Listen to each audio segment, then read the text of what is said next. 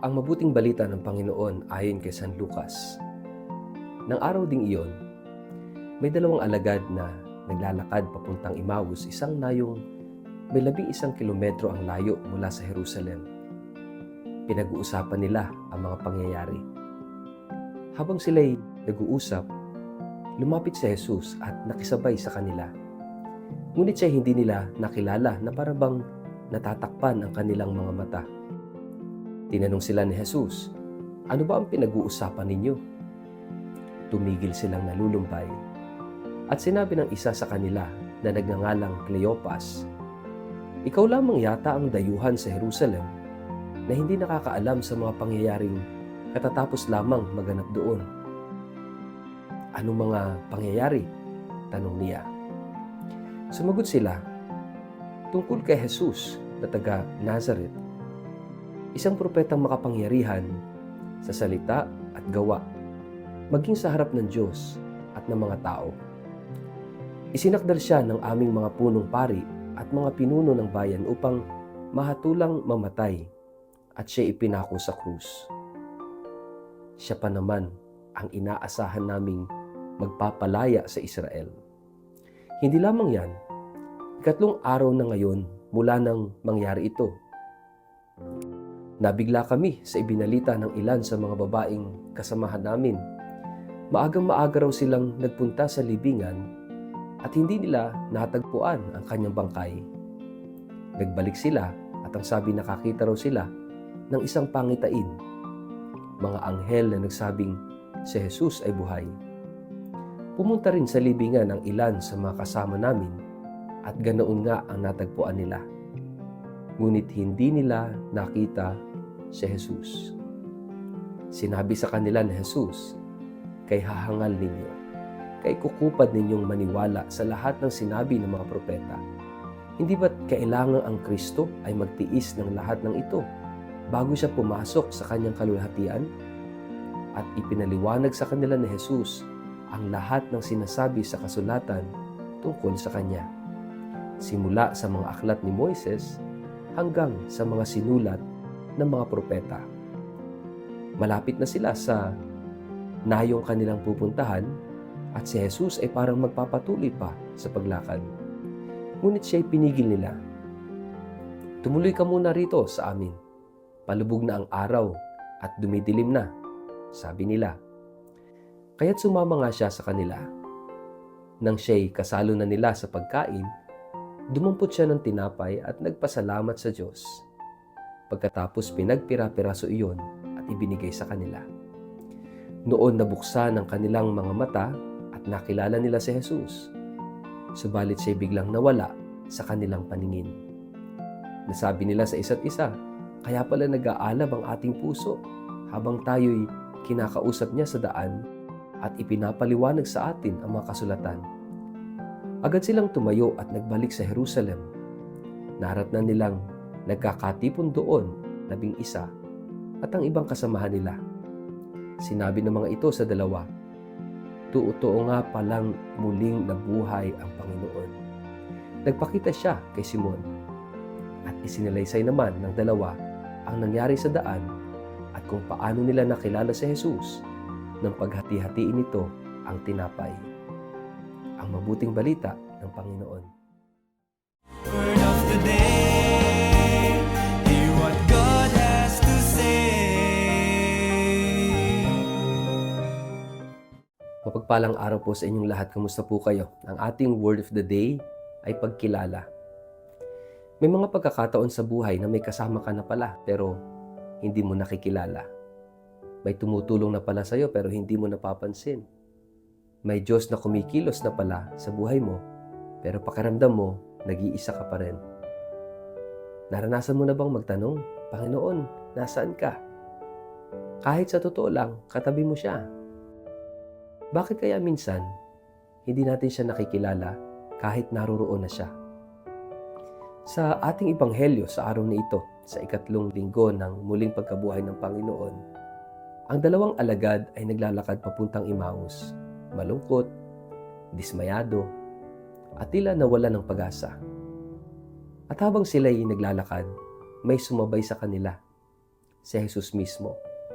Ngunit hindi nila siya nakilala. At dito natin makikita ang salitang bumabalot sa buong kwento, pagkilala. Mga kapatid, itong dalawang alagad ay puno ng lungkot. Ang kanilang pag-asa kay Jesus ay tila nabigo. Sa kanilang isip, tapos na ang lahat. Kaya sila ay naglalakad papalayo. Palayo sa Jerusalem. Palayo sa lugar ng kanilang pananampalataya. Palayo sa kanilang misyon. Palayo sa sentro ng kalooban ng Diyos. At sa gitna ng kanilang paglalakad, sumabay si Jesus. Hindi siya dumating sa may liwanag o himala. Hindi siya nagpakilala agad. Lumapit siya bilang isang ordinaryong kasama sa kanilang paglalakbay. Nakinig siya, nakipag-usap siya, ipiniliwanag niya ang kasulatan. Ngunit hindi pa rin nila siya nakilala. Bakit? Dahil ang kanilang puso ay puno ng lungkot at pagkabigo. Kapag ang puso ay puno ng sugat, nahihirapan itong makakita. Kapag ang isip ay puno ng sariling inaasahan, nahihirapan itong tanggapin ang paraan ng Diyos. Di ba ganito rin po tayo?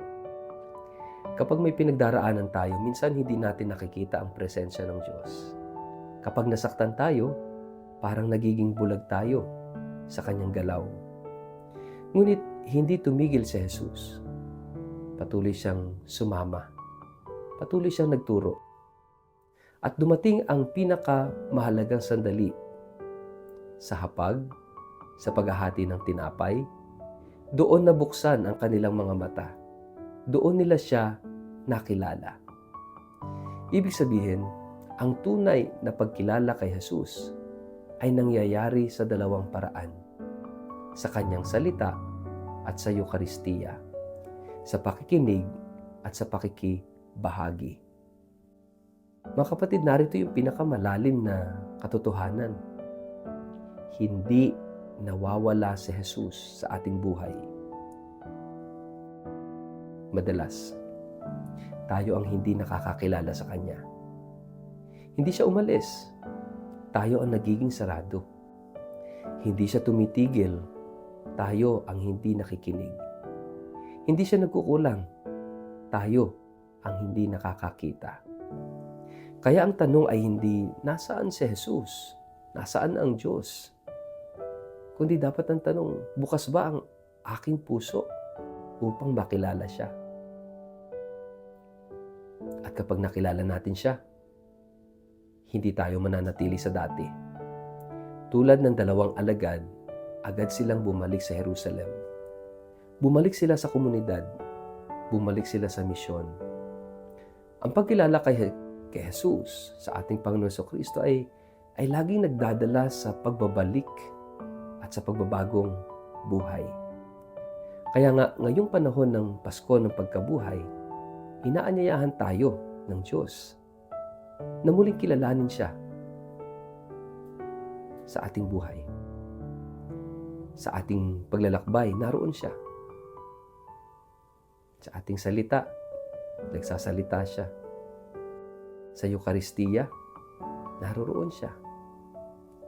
Maglaan tayo ng oras upang makinig. Maglaan tayo ng oras upang makipagtagpo sa Kanya.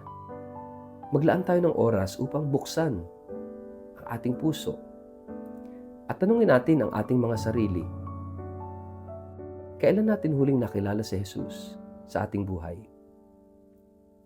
Dahil maaring kasama mo na siya, hinihintay ka lang niyang makilala siya. Tanungin nga natin ang ating mga sarili. Sa anong bahagi ng ating buhay tayo nahihirapang makilala ang presensya ni Jesus? At paano natin bubuksan ang ating puso upang makita siya? Sa ngalan ng Ama, ng Anak at ng Espiritu Santo. Amen. Panginoong Jesus, samahan mo kami sa aming paglalakbay, tulad ng pagsama mo sa mga alagad sa Emmaus. Buksan mo ang aming isip sa iyong salita at ang aming puso sa iyong presensya. Tulungan mo kaming makilala ka sa aming buhay at bigyan mo kami ng tapang na bumalik sa iyo at sa iyong misyon. Amen.